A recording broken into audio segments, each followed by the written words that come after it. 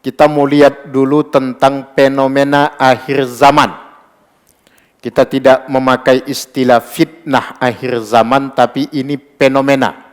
Bisa jadi fitnah, tapi juga ada hikmah di baliknya. Kalau kita lihat arti fenomena dalam Kamus Besar Bahasa Indonesia adalah satu kejadian, satu realitas yang mampu diindra secara kasat mata dan terukur, itu fenomena. Jadi dia bukan dongeng, dia bukan hayalan, dia bukan sebuah opini, tetapi real, mewujud, waqi'iyah, realitas dalam kehidupan. Salah satu fenomena yang kita hadapi akhir-akhir ini adalah apa yang disebut Nabi dalam hadis, yusbihu mu'minan wa yumsi kafiran. Ada orang yang paginya beriman, sorenya kafir. Atau sebaliknya, sorenya kafir, paginya bisa beriman.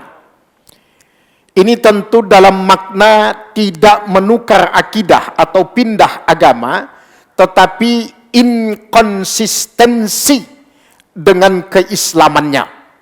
Kalau kita sederhanakan dalam istilah kehidupan individu kita, banyak orang yang tekun maksiat tapi berharap selamat, kira-kira begitu. Itu kan nggak nyambung itu ya.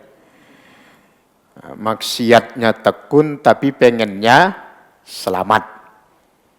Jadi maksud Nabi, pagi beriman, sore bisa kafir, itu inkonsistensi dengan keislamannya. Maka dulu pernah kita sampaikan dalam ilmu otak-atik. Ini jangan dicari dalilnya, nggak ketemu. Jangan dicari hadisnya, nggak ketemu insya Allah. Namanya ilmu otak-atik. Otak-atikmologi namanya.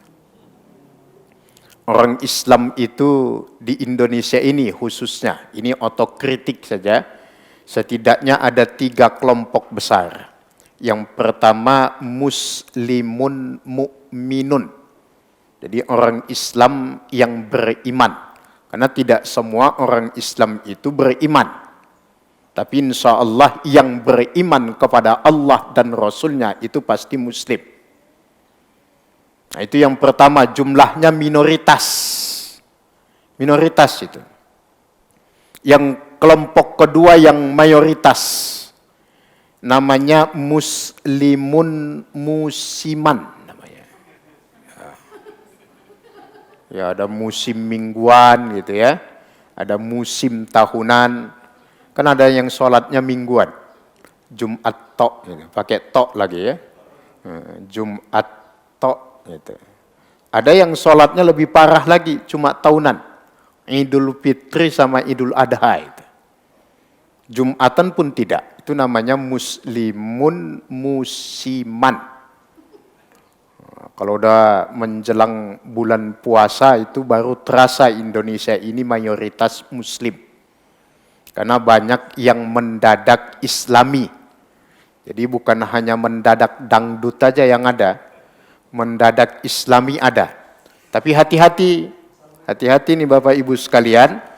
Yang terbiasa Islamnya mendadak itu biasanya nanti matinya mendadak gitu. Nah, hati-hati. Itu mayoritas itu. Yang lebih mayoritas lagi kelompok ketiga, muslimun musingin. Jadi iya, musingin hanya buat pusing saja ya. Ngakunya Islam, kelakuannya Yahudi kan gitu. Ngakunya muslim tapi kerjaannya melebihi setan. Makanya ada anekdot setan pada mau resign, mengundurkan diri dari kesetanannya itu. Karena kata setan, sudah bukan lagi dia yang menggoda manusia, tetapi dia yang mulai tergoda oleh manusia. Karena manusia yang selama ini dia goda itu sudah lebih setan daripada dia. Kira-kira begitu. Kira-kira ya, jangan ada yang baper ya. kebawa perasaan. Namanya juga ilmu otak-atik. Waliyazubillah, semoga Allah melindungi kita dari yang demikian.